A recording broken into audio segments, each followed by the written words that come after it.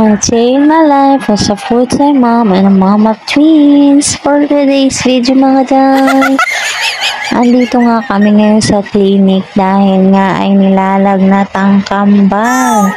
Nakapila kami ngayon.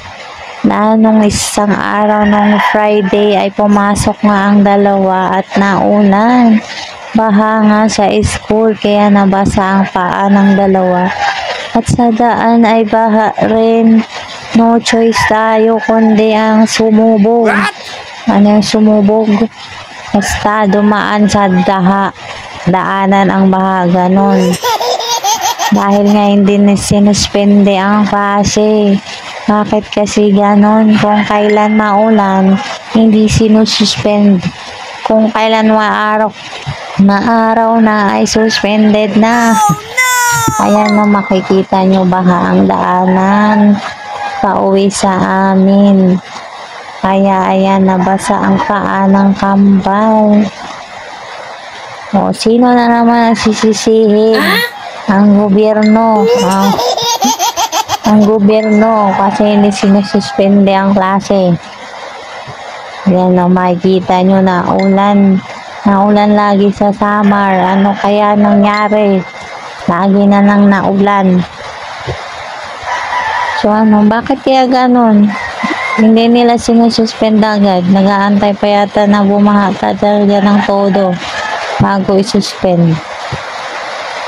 Kaya dati moto ko ulan ka lang papasok kami. Ngayon hindi na.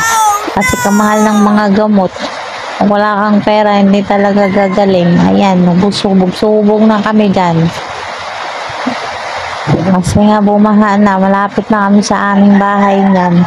Kasi yung daan, tingnan nyo naman. Kahit hindi tayo super hero hindi tayo robot. Ako, kahirap pa ng panahon ngayon. Kaya pag naulan, hindi ko na papasukin.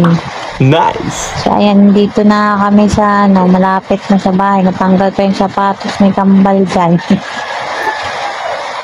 Tapos may nakaharang pa sa daan. Nakala mo kanya yung daanan, hindi kami pinapadaan. Talaga namang Bombay na yan. Ito na nga yung bahay namin, nakarating rin. At kinabukasan nga ay nilagnat na yung isang kambal. Ayan, nakapila na tuloy kami dito sa clinic, kahit private to, go. Kaysa naman magantay tayo dun sa libre. Ang haba-haba ng pila naman.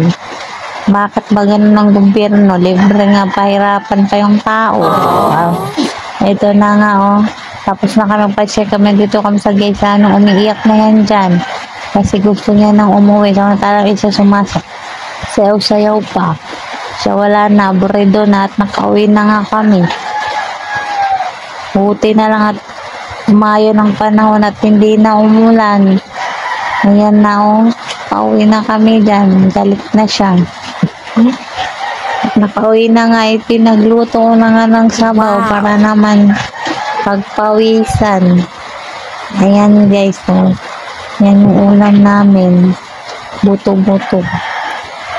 Kumain na kami dyan at yan, yung mga gamot niya. Painumin na natin. Galit na yan siya.